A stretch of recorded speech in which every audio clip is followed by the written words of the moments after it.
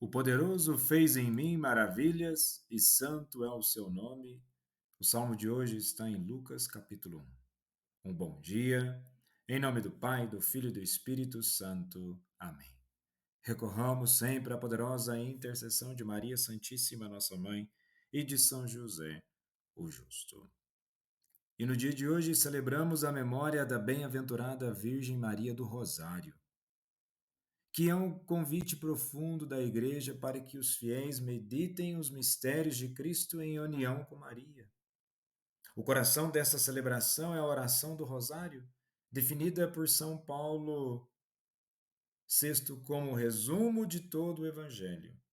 Ao rezarmos o Rosário, não estamos apenas honrando Maria, mas em sua companhia contemplamos os momentos-chave da vida, paixão, morte e ressurreição de Jesus. Nesse sentido, o rosário ele é cristológico, pois nos aponta para o único caminho, a única salvação, que é Cristo Jesus. E veremos nas leituras de hoje exatamente a pessoa de Maria no contexto cristológico salvífico. Ou seja, só faz sentido lembrar de Maria, pois ali estamos imediatamente lembrando do Verbo encarnado. Maria está na igreja, está na comunidade e não fora do sentido evangélico ou sentido salvífico. E na primeira leitura de hoje, em Atos, capítulo 1, dos versículos 12 ao 14, é mais que um relato histórico do cristianismo nascente, é a identidade teológica da igreja em sua origem. Lucas nos transporta para o cenáculo, o lugar onde o Mestre celebrou a ceia, e que agora se torna a matriz de onde nascerá a igreja. Este pequeno trecho nos oferece três lições fundamentais para a nossa vida de fé: a perseverança, a unanimidade e a presença materna de Maria. O versículo 14 afirma que todos eles perseveravam unânimes na oração. Pensemos no contexto. Jesus havia acabado de subir aos céus. Os discípulos voltaram do Monte das Oliveiras para Jerusalém com uma ordem clara, mas ainda sem a sua plena realização: esperar o prometido Espírito Santo. A perseverança aqui não é inatividade, mas vigília ativa. Eles não sabiam quando o Espírito viria, mas sabiam que ele viria, porque o Mestre havia prometido. E vivemos em um mundo de gratificação instantânea, onde a espera é vista como fraqueza ou perda de tempo. No entanto, o cenáculo nos ensina que a preparação para receber o dom de Deus exige uma paciência orante.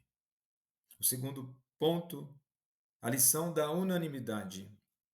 A palavra ressalta que eles perseveravam unânimes na oração. O cenáculo reunia pessoas muito diferentes: pescadores rudes, Pedro, João, o ex-cobrador de impostos, Mateus, um fervoroso zelota, Simão, e as mulheres que seguiam e sustentavam o ministério de Jesus. Eram diversas em temperamento, em visões políticas e em condição social, mas estavam unidas pelo amor a Cristo e pela esperança da promessa. A unanimidade não é uniformidade, mas unidade de coração e propósito. O Espírito Santo não desce sobre a multidão dispersa, mas sobre uma comunidade coesa. E a presença de Maria no terceiro ponto. Lucas, com sua habitual delicadeza, faz questão de mencionar o nome de Maria.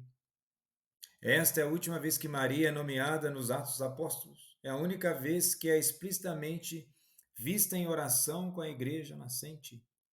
Maria, que tinha guardado e meditado todas as coisas em seu coração, conforme Lucas 2, torna-se a mestra da oração e o modelo da igreja no cenáculo. Maria, que então inspira perseverança, quem melhor do que ela para falar sobre a fidelidade à promessa, sobre a espera e sobre acolher o Espírito Santo? Ela é o elo vivo com as palavras de Jesus, o apoio silencioso e maternal da comunidade. E nesse sentido, quando olhamos para o evangelho de hoje em Lucas capítulo 1, dos versículos 26 ao 38, faz todo sentido de falar de oração e Maria, onde o texto é exatamente da Anunciação. É a fonte de toda a perseverança, a obediência de Maria. O cenáculo só se tornou a matriz da igreja porque houve um cenáculo primordial, o ventre da Virgem de Nazaré. E se Maria é obediente, vamos refletir. Ela aprende tal obediência a partir do quê? De uma vida espiritual. Não é por acaso que o anjo aparece a Maria. Ela já tinha uma intimidade tremenda com Deus. E nesse sentido, a oração é o alimento de tal intimidade e sustenta a obediência. O anjo Gabriel inicia a anunciação com a saudação: Alegra-te, cheia de graça, o Senhor está contigo. Quantas vezes nós já escutamos ou refletimos sobre isso? E essas palavras que perturbam Maria são exatamente as palavras que a igreja primitiva começou a repetir e que nós hoje repetimos a cada conta do rosário. A oração da Ave Maria nasce aqui, na fonte da revelação. A palavra cheia de graça, que caritomene, significa que Maria foi preparada desde sempre para ser a morada de Deus. Ela é plena em graça. O Senhor estava com elas antes mesmo da encarnação. Por isso, quando a igreja se reúne no cenáculo, rezando com Maria, ela está aprendendo com a mulher que é o primeiro e mais perfeito sacrário, a primeira a acolher o Verbo encarnado. Maria, diante do mistério, não entende a lógica humana e pergunta: como será isto se eu não conheço homem algum? E o anjo aponta para a mesma força que atua no cenáculo. O Espírito Santo virá sobre ti, e o poder do Altíssimo te cobrirá com a sua sombra. A mesma força que fecundou Maria para gerar o Filho de Deus é a força que desceu sobre a comunidade no cenáculo para gerar o corpo de Cristo, a Igreja. A Anunciação é o Pentecostes de Maria, o momento em que o Espírito a capacita para a missão impossível aos olhos humanos. E nesse sentido, refletir sobre Nossa Senhora do Rosário, numa dimensão cristológica, é exatamente olhar para os aspectos da salvação e também entendendo que a salvação depende da graça vivificante do Espírito Santo no coração dos fiéis.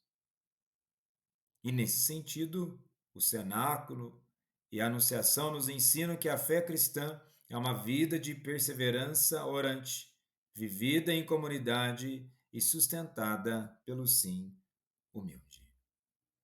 Nossa Senhora do Rosário, rogai por nós. Jesus, manso e humilde de coração, fazei nosso coração semelhante ao vosso.